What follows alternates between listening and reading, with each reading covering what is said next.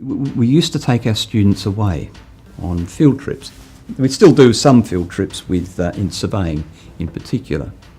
But now what we found is that it became more logistically, there were problems in getting those students to different locations, the numbers of students, the time. So we moved to a 12-week course, fitting all of that into the normal curriculum. Got me thinking about, well, how can I get students to visit a number of locations or a particular, go to a particular location that we used to physically go to and get not the same experience, but a similar sort of experience. We used to take them to the Grampians. So I managed to get I think they were called a PACE, P-A-C-E grant 8 or so years ago. And we built a virtual field trip around that material, and the students were able to visit a number of locations within the Grampians National Park. And that worked well up to a certain point, and then the technology started to move along, and some of the things that we used to do weren't working all that effectively. From there, I then moved in. I managed to get what was called an LTIF grant, Learning and Teaching Investment Fund, I think it was called. And that enabled me to expand the work that we had done in the Grampians to a number of areas around Victoria.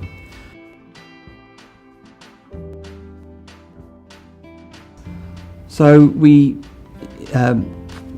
applied for one of these grants. We had a person who was familiar with using a product called SketchUp, which enables you to take digital data and build three-dimensional models from that.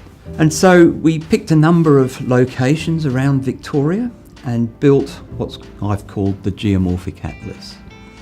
And it's a geomorphic atlas of Victoria that enables the students to visit a number of locations. So they have two windows open. They have the Geomorphic Atlas, the Google map, that they can move around in 3 dimensions, zoom in. There's a number of points that they visit. They click on that point, they read a bit, and then there's some questions or prompts to answer questions within the Learning Hub. I could see the great advantage of using a technology such as Google Earth. It provides the context, the global context of where these features are actually located with respect to each other. I felt the students weren't getting enough just sitting in a lecture theatre making it one way. Somehow I had to interact with the students and get the students to start thinking about their own learning and how they could bring that to the real world. So I decided to go through this blog activity where I get the students to select a feature that they perhaps have some interest in or live nearby, and to go out and explore and work out how those geomorphic features actually evolved. To actually prove that they've been there, because you could actually do that without actually going there, I get them to take a photograph of themselves with the feature in the background. It's something that they're interested in. As well as that, it gets them out to a range of different localities. So not only does the student go to an individual site, but they can learn about up to 99 other sites. If you've got 100 students in there, all going to a different site. Yes, the reflection that the student does is they can see what other students have done. So they can have a look at where other students have been, the sorts of things that they have done. So it's open to everyone. And I guess that is in their reflection. That's how they reflect on what they've put up there. But they really have to explore that feature and look for particular aspects of that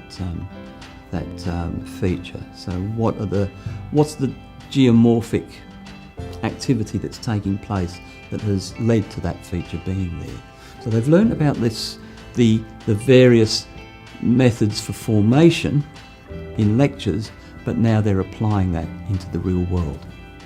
Initially, I guess there were problems that needed to be resolved. So how do you get 100 students out to a particular location with limited budgets, limited time?